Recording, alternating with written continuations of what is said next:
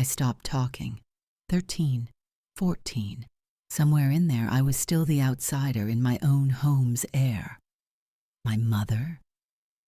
She never showed me off and never showed me love. I scrubbed that house like I was scrubbing for approval, made her bed like I was laying down my worth, but she'd walk in, eyes sharp like knives. "Why didn't you clean the bathroom? What's that smell in here?" And I'd shrink once again. While my brothers played in the sun, I was Cinderella with no fairy godmother, just a mop, a broom, with eyes full of tears and a heart full of why.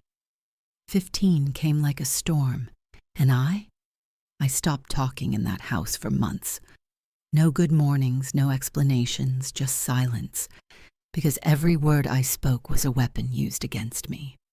My baby brother lied, and she believed everything he said, so I folded into myself, tight, small, invisible.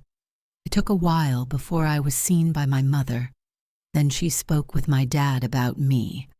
I know this because one day my father called me to the kitchen table. He took time off work just to ask, "What's wrong? Why won't you talk anymore? Are you being treated bad in this house?" And I wanted to scream, "Yes, Daddy," but I said, "Nothing, Daddy," again and again. Because how do you tell your hero that the villain lives in your home? Then came the cord, the extension cord that is, the one that left a U in my skin. Deep, too deep, I was about 14. My mother had my baby sister one day. I was outside in front yard and my sister was sleeping. My brothers were in the street playing. Then my mother came home and saw me out front. She got angry because my sister was inside by herself. I tried to say she asleep, but she dragged me inside and beat me with an extension cord that was different from others with a belt. This left deep bruises. My arms and legs were so swollen. I probably should have gone to the hospital, but we didn't go to the hospital. She never looked at it. A few days later, my dad came home. He saw my arm when I reached for a cup. My daddy saw it. He saw my arm. He saw my pain. And that night he told her, "Don't you ever put your hands on her again," and more. She never did again. But even as the days passed, my mother still treated me like I was nothing like trash. She truly hated me.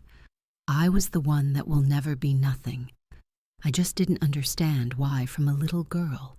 All my bruises were like blooming secrets, like love was a crime, like care was rebellion. During the ages of 15 to 16, I discovered a sense of calm using cannabis. I was 15 years old and getting high, smoking cigarettes, drinking wine, getting tore up in the daytime. Any money my dad gave me, I saved and brought weed or wine. I still had to fold clothes, still had to clean, still had to be the nothing she said I was. The weed drowned in emotions, and I was tuned out. She finally started letting me go to parties. My oldest brother had to go with me, always waiting at the corner for us to go home together. He was my best friend, my cover, my anchor. I found peace in dancing in weed. At block and basement parties, as people watched me and my partner dance, I finally felt seen. The streets became my family for years to come.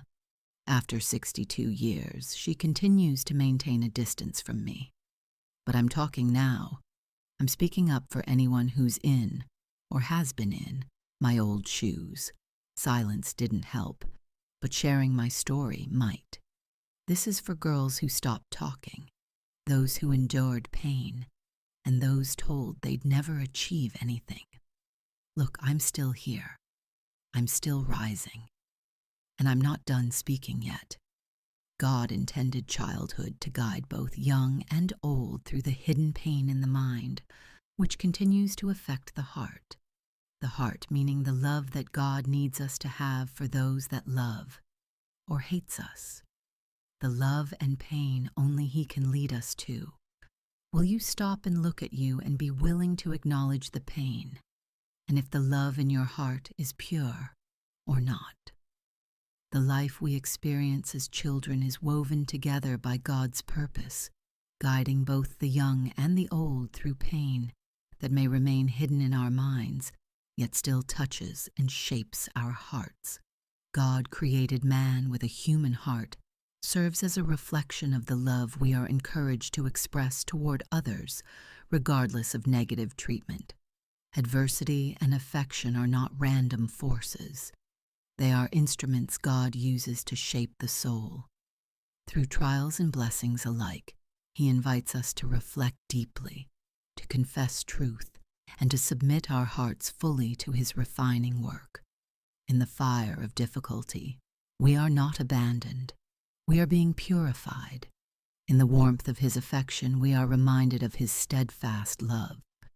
When we yield to Him in humility, acknowledging where growth is needed, resilience is forged, and renewal begins.